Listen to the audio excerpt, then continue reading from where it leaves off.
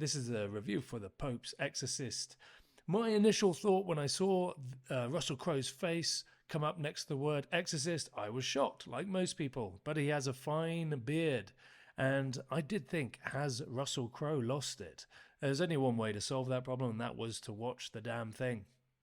So the premise of the movie is a family inherit a beautiful old building in Spain. First of all, right off the bat, I was really happy to not be placed smack bang in the middle of America or somewhere obvious. We're in a lovely area of Spain, and already I'm feeling like this could go somewhere different. But how wrong can I be? Obviously, the family is from America, and you have the annoying teenager, Tick, and you have the strange kid from Stranger Things, which every horror film seems to be doing nowadays, Tick. So I can tell this is not going to be Beetlejuice, this is not going to be The Shining, and this is not going to be The Omen. But I'm only about 10 minutes in, so I'm going to keep watching.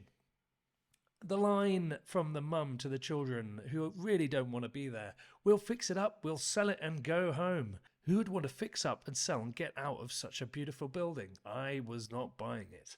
And the initial scene in the film is set in Italy in the past, and this is where we meet the beautiful Russell Crowe.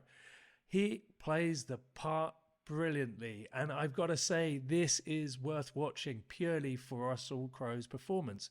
He may be doing these films just as a little bit of a side project here and there, but honestly, I think he's doing this because he's really invested in it. Maybe financially, but he's definitely invested in it artistically too. So I'm telling you that it is worth watching for Russell Crowe's performance. The Pope's Exorcist is a horror film that combines elements of truth and fiction, and it draws inspiration from the real-life exorcist father Gabriel Amorth. This is very cool. This is not just plucked out of someone's mind. There is a lot of real things going on here in this film. Another reason to watch it. The film switches back and forth between present day, which is mostly set in Spain, and then back to Italy in 1987. And this is where we see Russell Crowe essentially get fired because they don't need exorcists anymore. And why don't they need exorcists? Because the exorcists have done a damn good job. And there's a lovely line in it when another priest says to Russell Crowe, we've just done our job too well. And there's a lot of truth in that. And it made me think, yeah, you've kind of cannibalized your own profession. The areas that hold truth, and this might be one of the reasons why people do want to watch this. The father, Gabriel Amorth, was a real exorcist, and he apparently conducted over 50,000 exorcisms, and he founded the International Association of the Exorcists. I found that pretty cool. So we're in good hands in terms of storytelling, and we're with a master exorcist who actually wrote a lot of diaries and books, and a lot of the things we see in the film come from stuff that he had written. So let's go back to Russell Crowe. He is a powerful presence, and I believe he sounds Italian. I mean, I'm not Italian myself, but he has a very good accent, and he seems to have mastered the language very well. And this is more than we could say for Napoleon, right? Which where he didn't even make any attempt to even put on an accent, let alone a language. So it's really refreshing to see Russell Crowe really dive into this role, and he holds the position, he holds the role so well. Like I say, it's worth watching for his performance.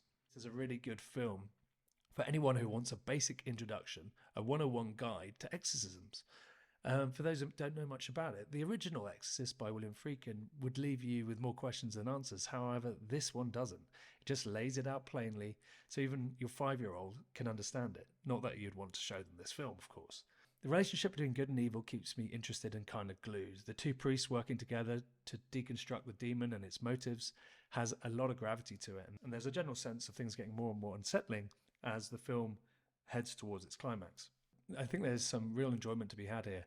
Any film set with Russell Crowe is going to have energy. He's a larger-than-life character, and he literally takes this material, which could have been absolutely nothing, and he elevates it. This script with a lesser-known actor at the helm would probably be a total flop, but this was not a total flop. 18 million to make, and it's already made 77 million at the box office, so this is a financial success. Just Russell Crowe with a beautiful beard brings in the dollars, apparently. If it wasn't centered around Russell Crowe, and then who knows what this film would have looked like. It needs a famous name to anchor it. Like I say, this is not The Omen. This is not The Shining. Whatever happened to those great films? The end of the film suggests that there's going to be more to come, that this could be the beginning of a franchise. And so it'll be interesting to see if Russell Crowe continues playing the famous exorcist, Father Amorth. We'll have to wait and see. At one point, this did make me think, should this also be a stage show? It would be fantastic in the West End of London or in New York, bringing an exorcism to the stage. I'm saying it because we are about to review the Stranger Things theatrical show, which will be live on our YouTube channel in the coming days. Please check it out. And please subscribe, because we love doing this and we want to keep doing more of it. But this stands alone as a very good film, I believe. It has the clunkiness of what you'd expect from a horror film in 2023. It has the bad script. It has the obvious and very plain, probably two-dimensional characters. But it also has a great actor in Russell Crowe at the forefront of it. So please watch for his performance alone. Thank you very much for listening, and I look forward to seeing you soon.